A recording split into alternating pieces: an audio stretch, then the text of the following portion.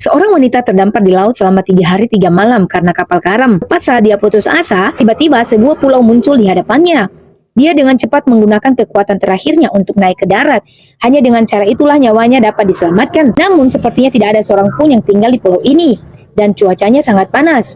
Dia harus mencari air segar dimanapun di pulau ini. Ini adalah perjalanan setengah hari. Namun hanya setetes embun yang dia temukan di daun. Kabut kecil ini cukup untuk melembabkan bibirnya. Kemudian dia mengambil selembar kain untuk menghalangi sinar matahari. Untuk mencegah tubuhnya terbakar sinar matahari akibat sinar ultraviolet. Lalu dia melepas mantelnya digunakan untuk menyeka keringat yang terus mengalir dari tubuhnya. Dia menyentuh cincin kawin di tangannya. Dalam benaknya, dia berpikir betapa indahnya jika suaminya ada di sisinya saat ini. Saat matahari terbenam, dia bangun dan melanjutkan perjalanannya, berharap untuk segera menemukan jalan. Karena di mana ada jalan, di situ ada manusia. Pasti ada sebuah desa di ujung jalan, pikirnya.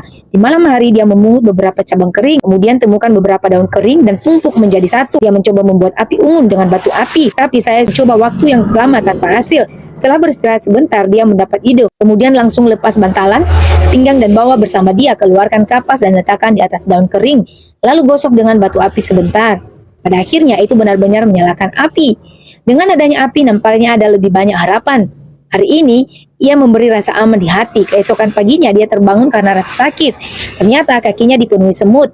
Dia segera bangkit dan membersihkan semut.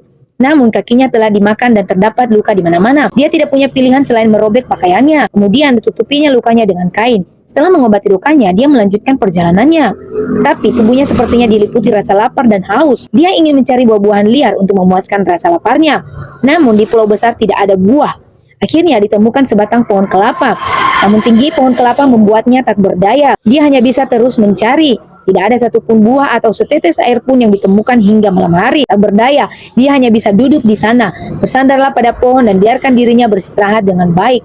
Namun kesunyian di hutan yang remang-remang itu agak menakutkan.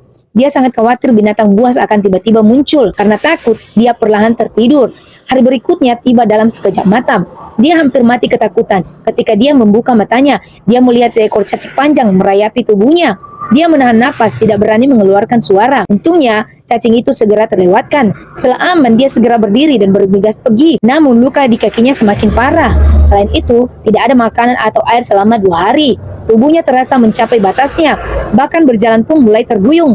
Tepat saat dia putus asa, tiba-tiba cahaya putih muncul di depan matanya. Kemudian seorang pria muncul di hadapannya. Dia ingin menangis minta tolong, tapi sadar dia bahkan tidak punya kekuatan untuk membuka mulutnya. Dia kemudian jatuh ke tanah dan pingsan. Ketika dia bangun, dia mendapati dirinya terbaring di tempat tidur. Ternyata seorang pria baik hati menyelamatkannya, bahkan mengoleskan ramuan herbal pada kakinya. Pria itu berkata dia akan membawanya pulang setelah dia pulih.